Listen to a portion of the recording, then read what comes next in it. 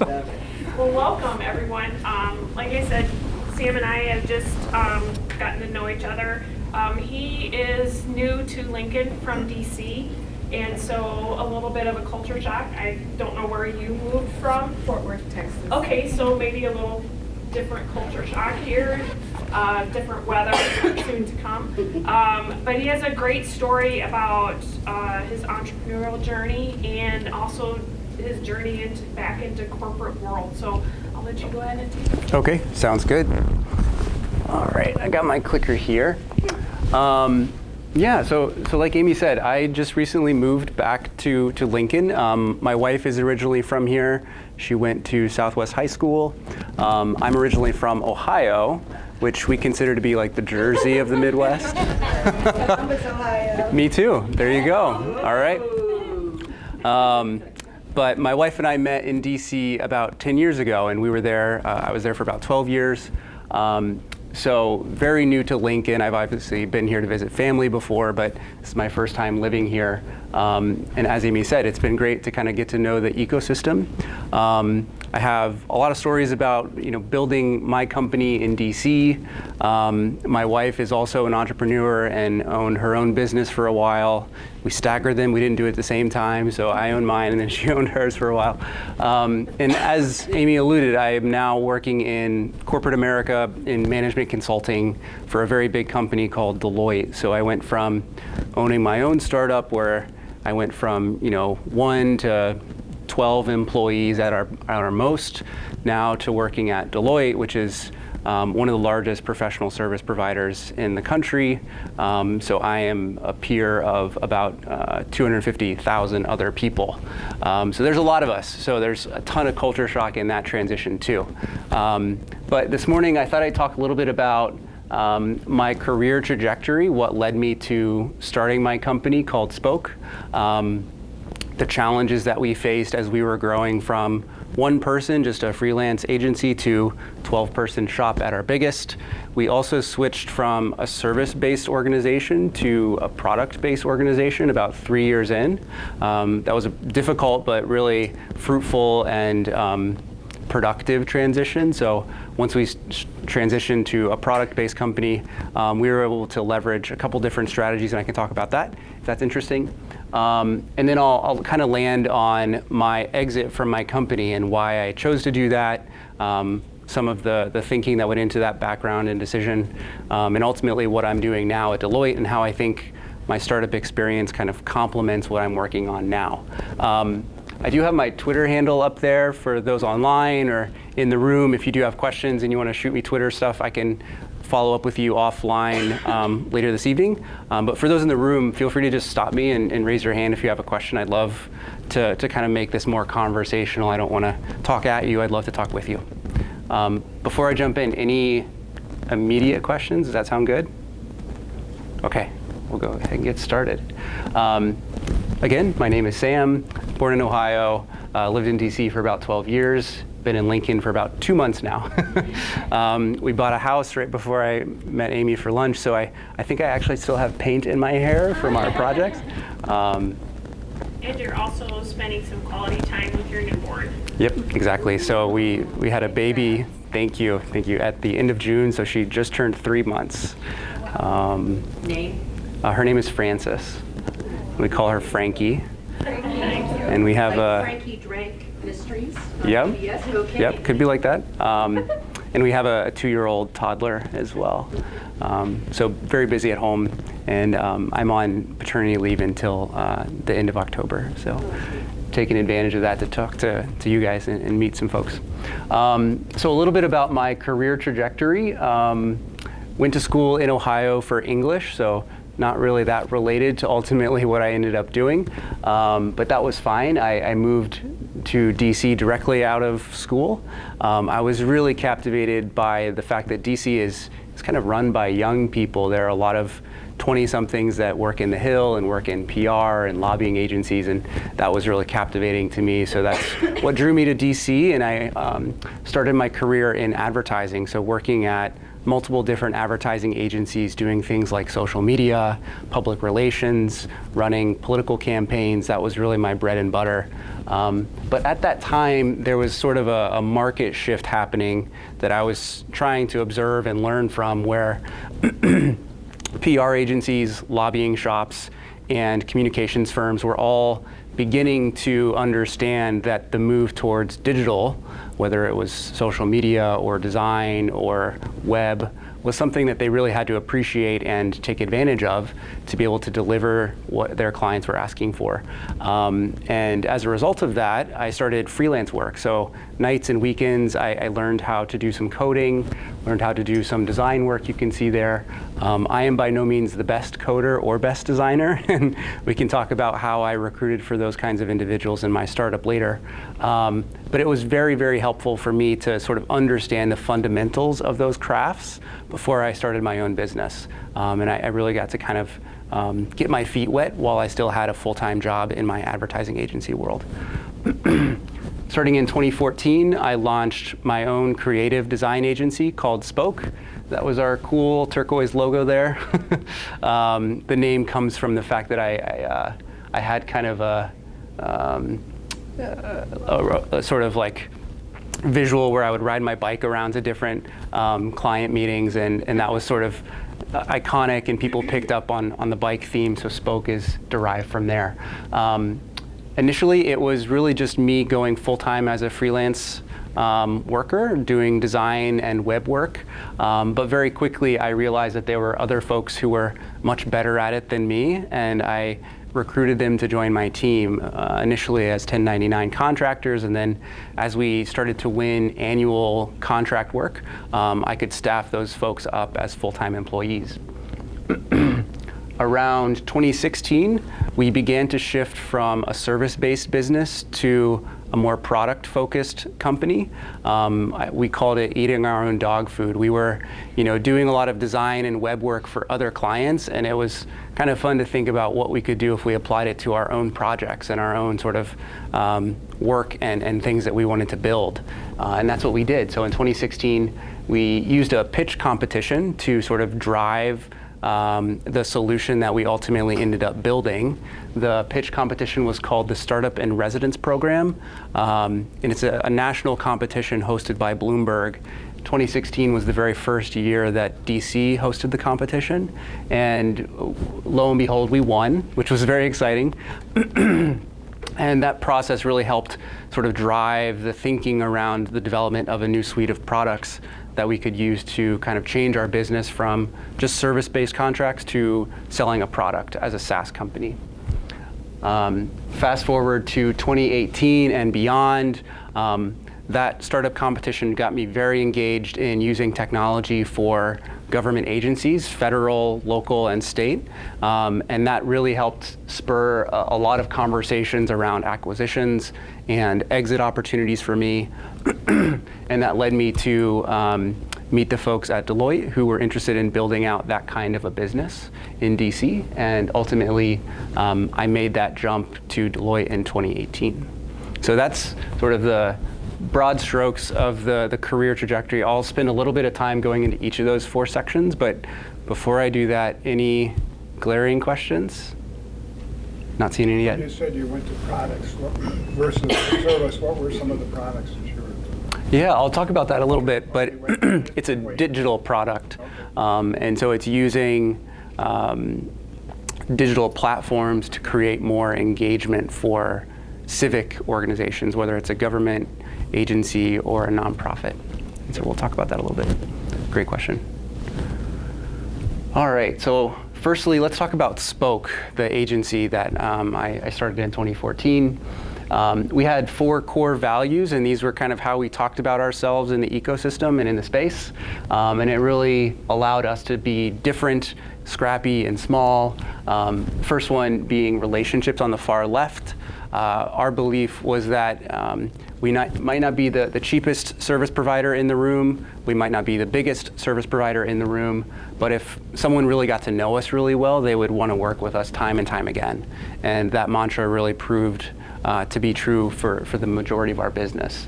Craftsmanship, we really tried to be experts in our craft of design, especially as it was evolving very quickly. And we won a couple of design awards for it, so that was really exciting for us. Innovation, from our very start at day one, we had this inkling towards moving to a product-based company to allow us to scale, and innovation being at the core of our value was really helpful for that. And then the last point there is stewardship in the gray bucket.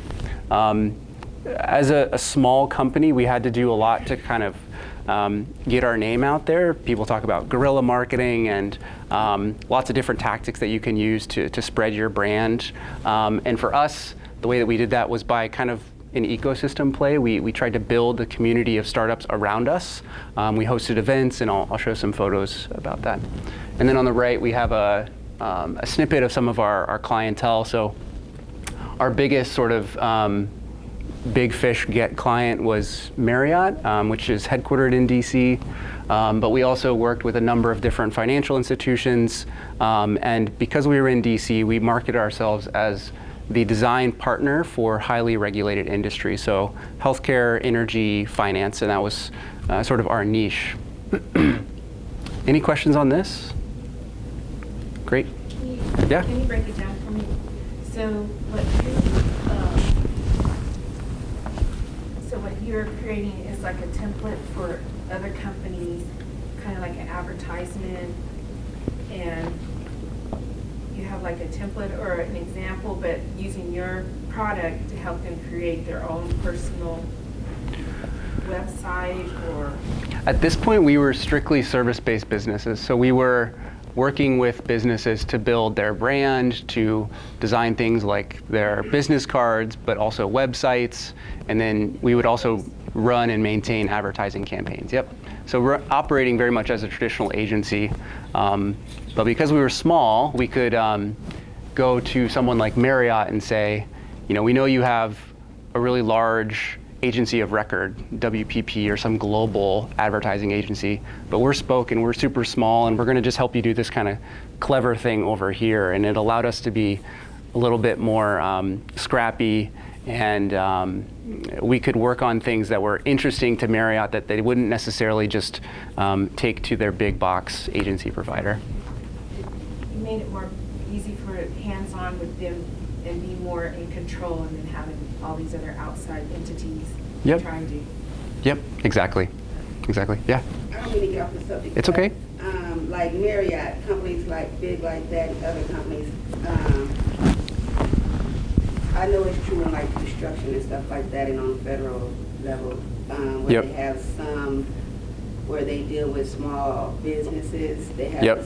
money set to aside for just small businesses. Yep. Is Marriott like that, or you understand what I'm saying? I do, yeah. We weren't on a small business contract vehicle like what you're talking about, but I think the spirit of what you're describing is something that I try to exploit, where we were a small 10 to 12 person agency, and in a lot of ways we would come into the boardroom and pitch a lot of different things, and sometimes it would stick, sometimes it wouldn't. Sometimes Marriott had something that was already further along that they just wanted us to help them, you know, promote or build a little bit further. An example of this is when we first met them, they were working on a mobile app for their employees.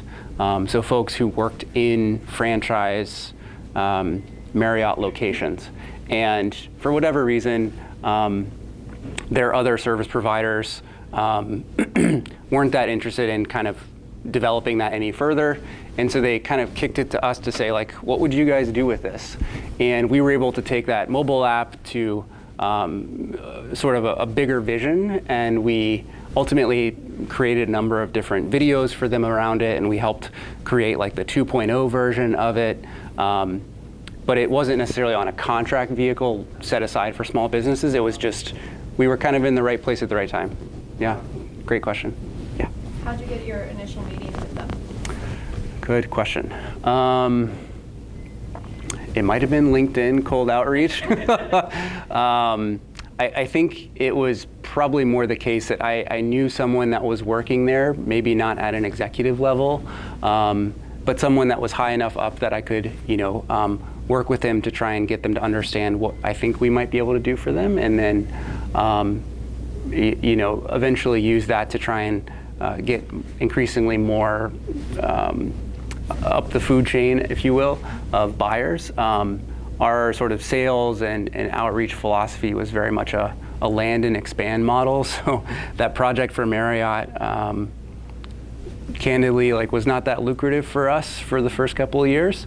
But by year 3, it had really grown to be this very expansive project, and it really helped fund and support the growth of the rest of our agency. So, being willing to take a small piece of the pie to sort of understand how that could expand later on was an important part of our sales process. Yeah, good question. So your agility is what I guess I would call it, your agility to be able to go to somebody like Marriott and find maybe opportunities that their corporate, slow-moving gorilla had. Did that, not only with Marriott, but some of your others, allow you to be more creative and flexible in terms of working with them? Yeah, I think that's right. Agility and versatility, which I think speaks to a lot of our very early staffing and recruitment decisions. We hired people that wanted to work in a startup environment instead of a creative agency for that reason. We wanted people that would be willing on day one to, if you're a developer, do something as mundane as coding an email newsletter for us, but also be creative and curious enough to learn, JavaScript or some other more complex web language, so that we could be flexible to, as you said, some of the demands of our bigger box clients. Yeah. Good questions. Yeah. See, in the business world, you just pointed out 3 things to me. The power of food, because you knew somebody that could get you up the food chain. 2, creative, not doing it just the old way, but you were brave enough to present the idea that, have you ever thought about? Yep. And then, I'm blanking on the third one. That's not it, but that's really, I just lost it because I'm still working on the courage it took, because it takes a lot of courage to go to a company and just say, have you thought about this? Because there's so many companies, we've always done it that way, we can't do it that way. The third one might come to me, but.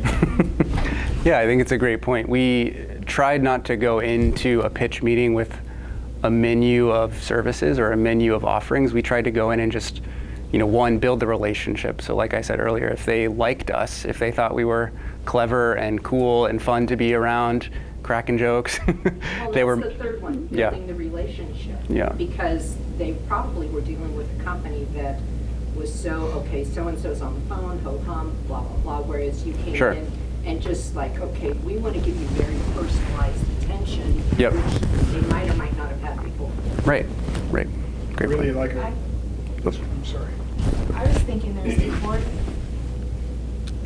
idea, or what is consistency. You started small, but you stuck with something, and that builds trust. Besides your relationship, it builds trust. And sometimes when you do things steady, and it doesn't seem, all of a sudden the momentum starts. Yep. And if you're consistent, like that little turd that just keeps going and makes it to the finish line. Yep. And not taking shortcuts, but steady, and then being consistent, and then you have good results in the end. Yep. That's what Yeah, I think that's right. Did you have something else, John? Okay. Great questions, guys. Thank you. All right. I spoke about this a little bit, but we really did have this philosophy as organizers that we were going to use community as a differentiator for us. And I think you all are doing something very similar here in this room, right? The fact that you're building a network and an ecosystem and a web of service providers and peers who are going through growth challenges that are similar to your own. That's exactly what we were trying to do here. We hosted panels and lectures. We partnered up with a couple of the local coding boot camps so that we had early access to a recruitment pipeline, and we were able to identify individuals who were really interested in not just doing one kind of coding, but were interested in applying their creativity to a suite of different skills. And we hosted a tech meetup group in 2014. It was the 10 of us in the company, and I think before the pandemic started in 2019, there were over 8,000 members. So I think we kind of rode the wave of Meetup as an event company as well.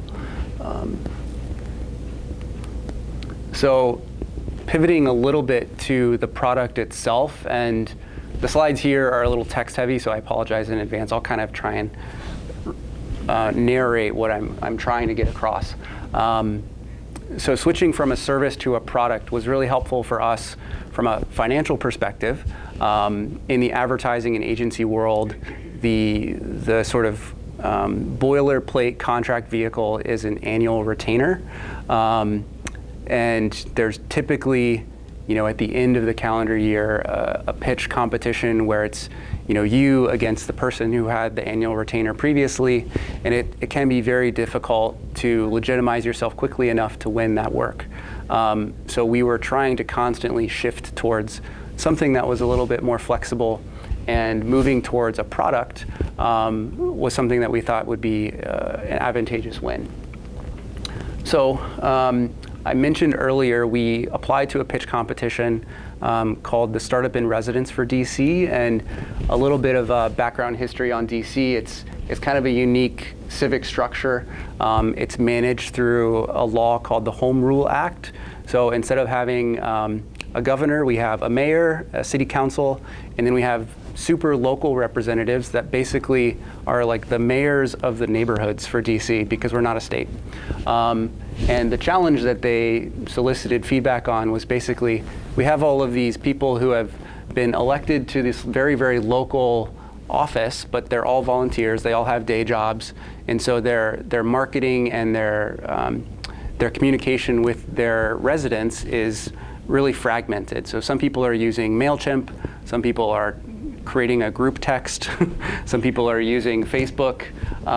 So how do we navigate that? How do we create a platform to make a more easy to use communication tool for these people who are opting to be representatives? We want those A&C folks to be doing the work of creating laws and policies, not necessarily trying to figure out how to email all of their constituents, right? So what I want to demonstrate here is we started with a very simple solution, and as the competition grew and as our relationship with the city of DC grew, we were able to introduce more complexity to the solution. But initially, the solution was very simple. It was basically the Squarespace of mobile apps. So Squarespace, if you're not familiar, is a tool that you can use to create a website online in a very drag and drop way. It's fairly intuitive, and they try and make it so that you can get a website up in a matter of days or weeks if you want. We tried to build something, or we proposed to build something very similar for A&C representatives for a mobile app, so that you would be able to, once elected, have access to a platform, and then through a matter of minutes, be able to stand up a one-to-one communication device to your constituents. That's ultimately what helped us win the competition in a local way. And our client, after winning the competition, became the Chief Technology Officer for the Mayor's Office of DC. Once we won the competition and we began to get to know the real underlying challenges that the Mayor's Office had, we were able to really introduce some really cool things that we thought would help increase the effectiveness of the app, and drive engagement, and also be a little bit more unique. So we did 3 things. I'll talk about each of them very quickly. Gamification, geofencing, and then we created what we called a good governance database. Gamification being the idea that you can introduce things like accruing of points. If you've ever played anything like Candy Crush on your mobile phone, the idea being that we could introduce this kind of gamifying of interaction with a mobile app, so that you would be, as a resident, way more excited to engage with your A&C representatives. The way that we would do that is through these sort of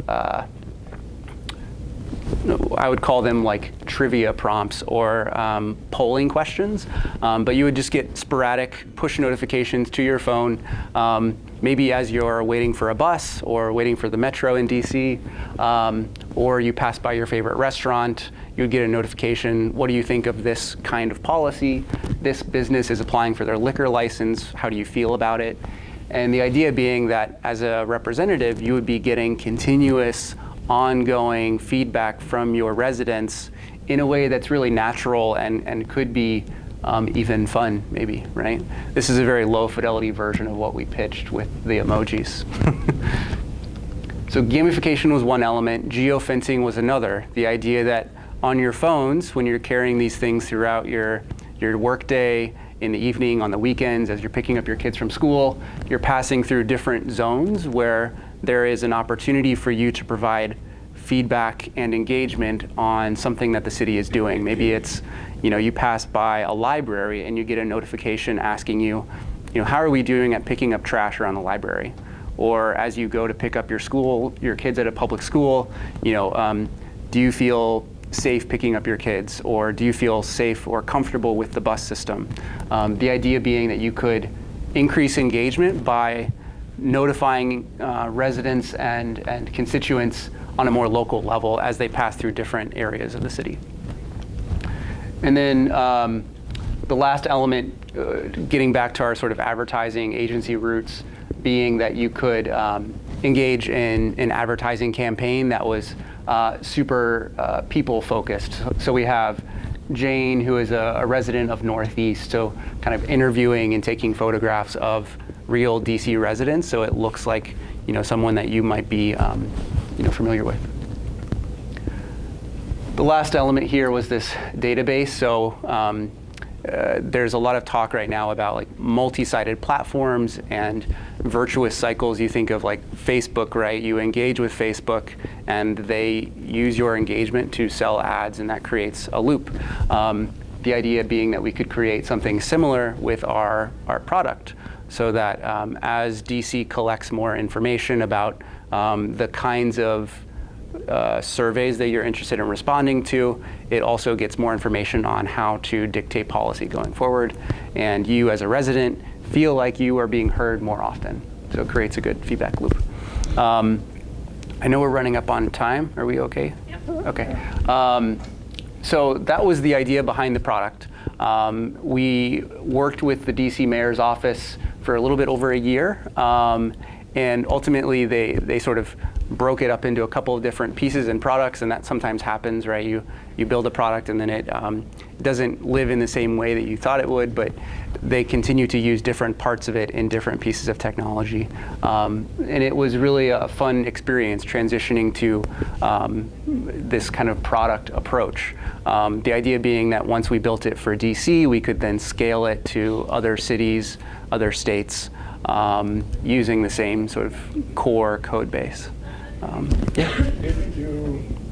You left prior to COVID in 2018. Yep. To Deloitte.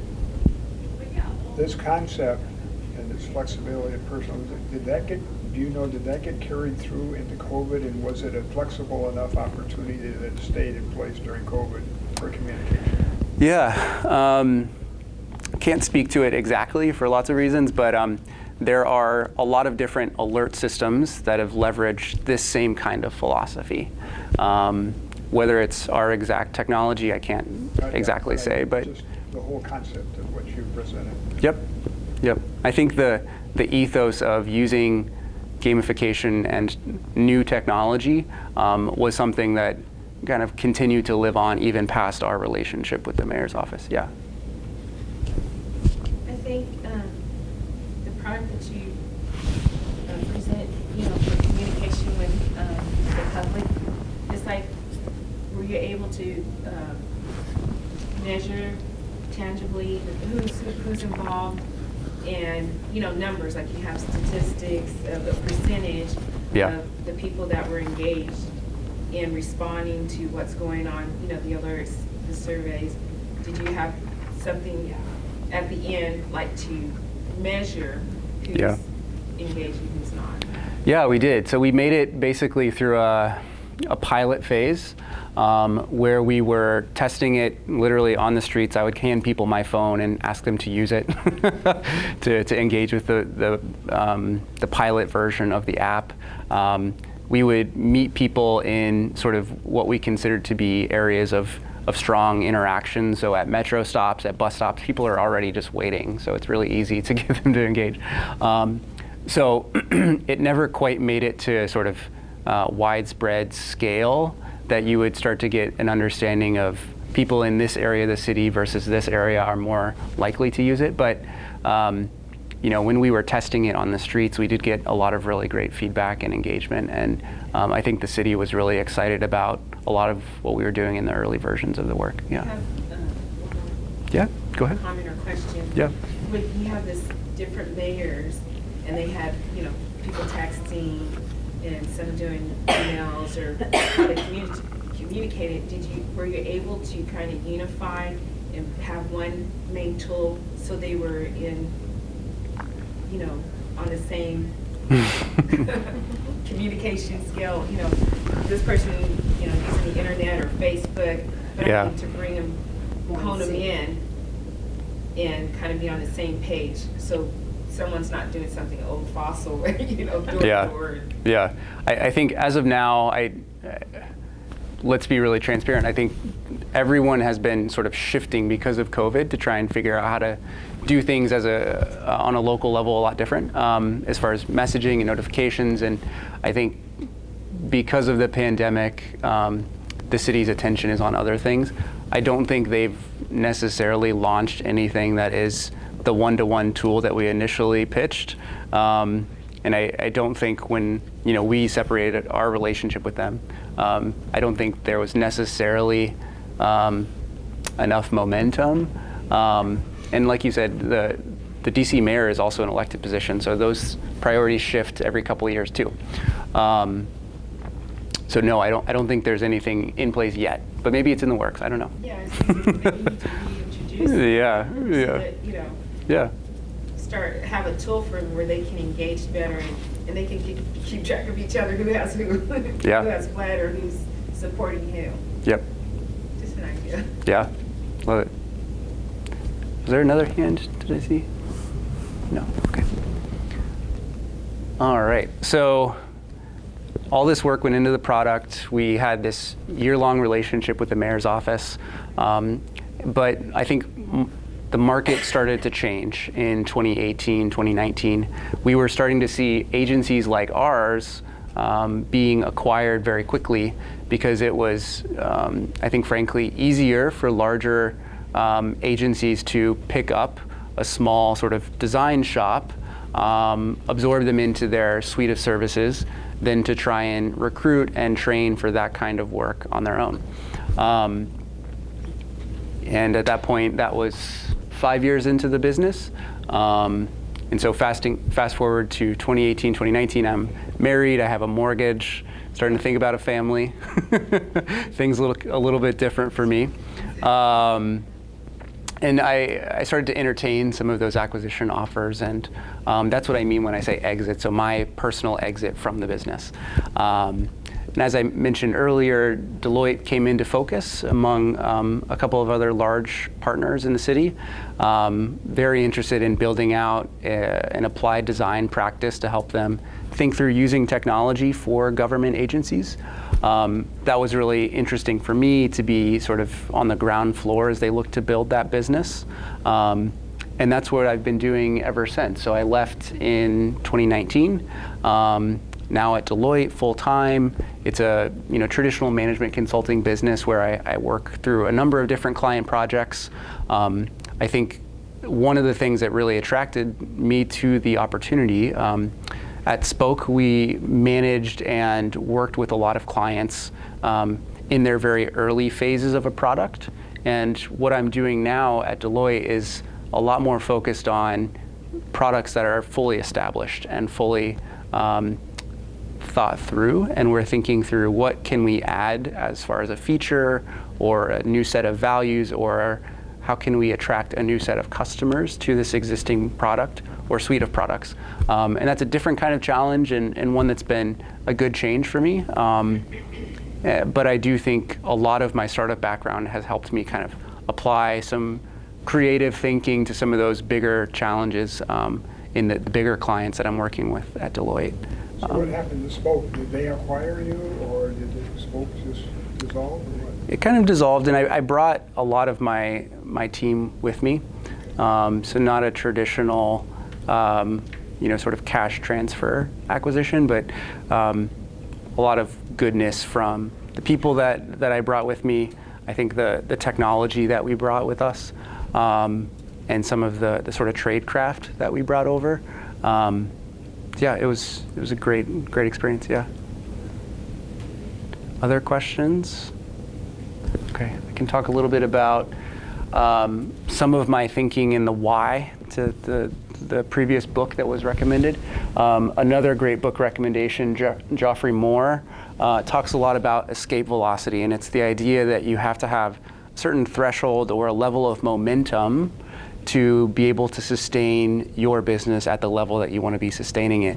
And for us, for Spoke, myself, my business partners, we had other folks who had financial interests in my business. For us to think about our own definition of escape velocity, over the course of 5 years, I think we flirted with breaking through what I would consider to be a pretty important escape velocity threshold that was both financial but also headcount based. But we never quite got through it. And I think had we gotten through it, we probably would have tried to take on new outside investment and scale to a larger operation. But that also means a very different kind of business. Managing a 12-person business versus a 30 to 40-person business is a lot of different kinds of growing pains. Pains that now I'm working through on the Deloitte side of the business. But escape velocity was a big factor for us. And just generally making hard decisions. I think there are sort of 3 tenets that I used as principles when making that decision. I took this directly from Ev Williams, who is one of the co-founders of Twitter. He wrote a great post about these 3 principles that I'm copying from him. But to be really candid, I don't think these were on the table when they were entertaining their offers from Elon most recently, so can't speak to that. But the 3 offers, or the 3 principles that he wrote about originally, this is 2008 or so. One being whether or not the offer captures the upside. So whether or not it was a direct cash acquisition or just the opportunity to go do something interesting, does it capture the upside? Am I defending against an imminent threat? So we were faced with a number of other peers in our ecosystem being acquired, and that meant that there were fewer and fewer opportunities for us as a business to kind of, rising tides. The third one being personal choice. So I made a joke about that, right? I had a family, I had a mortgage, I had a lot going on that made the decision-making framework much higher aversion to risk. So ultimately, made the hard decision to step away. And so sunset the business, moved the team over to Deloitte. We've been there ever since. Any questions on this?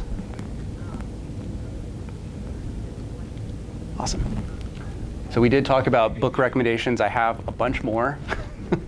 I'm happy to share this list afterwards if you'd like. $1 Trillion Coach is a great one. The Build Trap, if you're specifically working in digital products, I think is a really nice one.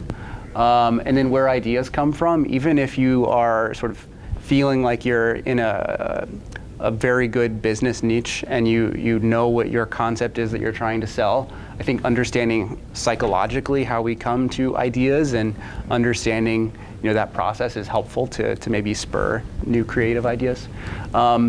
And then I'll end with the following 4 notes as far as parting wisdom. 1, find your people. I think you guys are already doing that in this room. For me, that was finding my business partners, finding outside investors, frankly, like finding my spouse during this process who was able to, be a constant line of support. Put up your blinders. So there were times in the business where I just had to kind of be focused and drilled in on what is the one thing that I can do today to move the needle. There are times where we can be a little bit more exploratory when we were making that transition to products. But especially in the early days, it was essential for our business that we were really drilled in and understanding exactly what it was going to take to get a client to say yes was something that I was focused on every single day. Number 3, determining which choices are reversible and which are irreversible. This is a plug for Jeff Bezos. Like him or not, I think he's incredibly intelligent.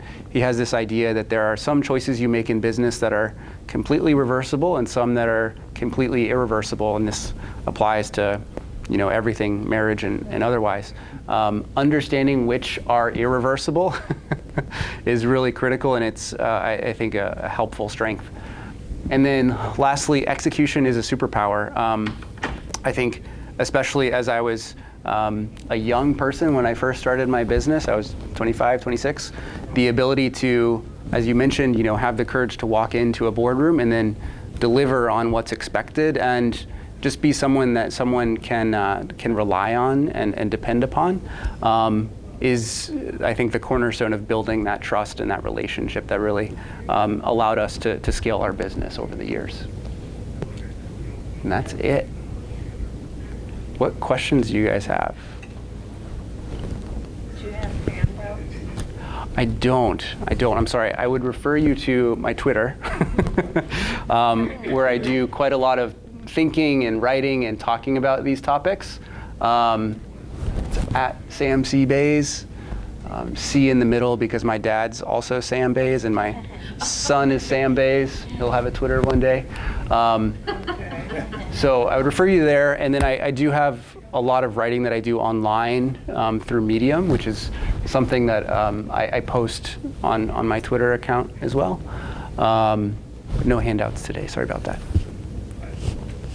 Do you have something besides Twitter? You can follow my Instagram for cute pictures of my son. But no, that's it. Because I'm full-time at Deloitte, I spend a lot of my time working on other client work, and then sort of doing this kind of thing, speaking and writing about startups is more of a night and weekend job. But by all means, feel free to reach out to me there, or Amy might be able to give you my email address too, if you have questions, or would be happy to follow up. Sam, you started with Deloitte in DC. Yes. Correct? Yes. And now you're with Deloitte here in Lincoln. As you made that transition, did you find anything different here than from being with Deloitte in DC? And are you able to carry through on the same platform, if you will, Sure. that you were there? Yeah, it's a great question. A lot of my work in DC was based around partnerships with federal agencies, obviously. But because of COVID, I think the way in which clients interact with and hire consultants in particular has changed. And we're doing a lot less travel than we used to. So I've actually broadened my portfolio of work. I'm doing a lot of things with retail clients right now. And I can do that remotely. And so I'll be working. I'm actually still on paternity leave right now, but I'll be working when I go back on those same client projects just from my laptop on Zoom. Because I recognize that the DC area would be more federal government. Yeah. Out here you may have more opportunities for corporate. Yep, that's exactly right. Yeah. When did your wife have her business in this? In the timeline? Yeah, I think she was the second half of 2019 through the end of 2021.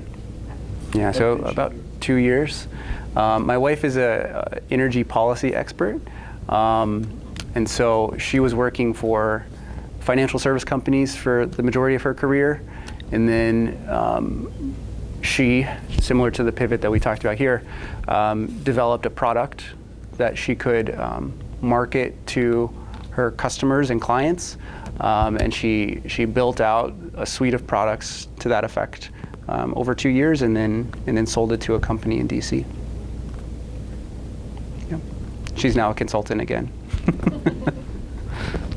Amy, our online attendee has a question. Oh, wow. Oh, sorry to walk. You're fine. Yeah, this is now question. It's nice to hear you, Sam, your story. And I came from DC 3 years Awesome. ago. Nice. Okay. Yeah, we'll have to get coffee. And I have some tips for how to survive at cold. I would love those. Thank you. Yeah. I really appreciate you being here, and I would love to meet. I also moved here, and I have two. I have a twins, and 2 years. They just turned 2 years, and maybe we should meet, have a coffee, and I'd love to hear about your story and things like this. Yeah, we could do a playground date. Welcome back, Noah. We'll make sure that I get Sam your information, Noah. He also works remotely for DC. Yeah. Okay. So I do. I was working actually there with Perk and before Emmy came in, and but now I work as between DC and Iran with an organization focusing on education development. Awesome. Yeah. Yeah, would love to connect. So sorry I couldn't make it today in person. We'll have to meet here. That sounds great. Does anybody else have any other questions? I have one. What's your favorite restaurant here in Lincoln now that you moved, or do you have? Ooh. Well, Amy gave me a lot of good recommendations. I gave him, the email that I sent him after we met was this hodgepodge of places to go. And I don't know how many of you have been to the Speakeasy downtown or in the Haymarket. And so I gave him the address, and if you know anything about a speakeasy, it doesn't have a storefront or anything. And luckily somebody helped you get there. But Yes. So I interrupted you, whether No, I mean, you figured it out or. Speakeasy was very cool. I took my mom. She was visiting from Ohio, and we got lost on the sidewalk, and someone had to help us find it. I also really love Runza. I wish we had Runza in Ohio growing up. It's great. And we did go to Casa Bovina. It was very tasty. A lot of great ones so far. I'm excited to keep trying them. Yeah. I got a recommendation for Sure. Screamers. Screamers. Okay. They have live, their waitresses and stuff sing while they serve you. Oh, wow. It's family oriented. They're not screaming at you, though. No, they're singing. Singing, actual okay. Songs, and the kids, all the new kid songs, the kids sing along with the waitresses. They're up on stage. Wow. A lot of the time, they have R&B night, different Okay. nights for adults too. But and the prices are reasonable. Okay. And the food is delicious. Wow. Yes, I had an anniversary party there, my 15th. Nice. Awesome. Salmon, it was delicious. But it's beautiful. You will love it. Screamers. That sounds great. They've had one of the booths at the Business to Business coming up here for the last few Okay. years. And the owner has been known to actually grab a mic and start singing. for Oh, Kevin, everybody. Kevin is always on the floor. Always. And that's coming up too. Yeah, it's the third Wednesday of October, and it's 10 to 3 this year. Yeah. We also went to Don and Millie's this week. Really good.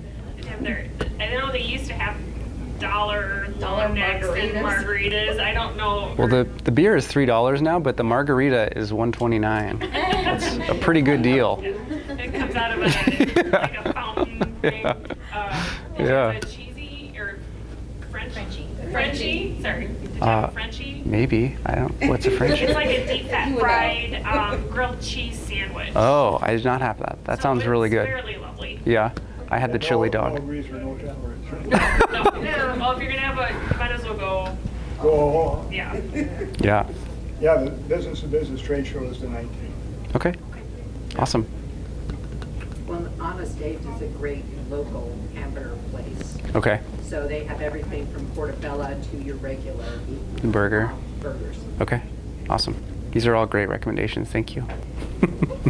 Follow my Twitter, and I'll be, live tweeting my meals across Lincoln. I just want to thank you again, Sam, for your time. Thank you for bringing treats today. When Sam and I got together, I knew that I had to get him here to speak because his story is so unique. It's something that I thought that all of us should hear. and I want to welcome you to our community. Thank you. Glad that you're a part of it, and we've come up against our hour, so thank you all for coming. Sam says we have to take 5 treats home. Each of you, yeah, yeah. And so please help yourself to coffee and donuts, and we will plan on having this again next week. So same time, same place. Thank you, Sam. Thank you.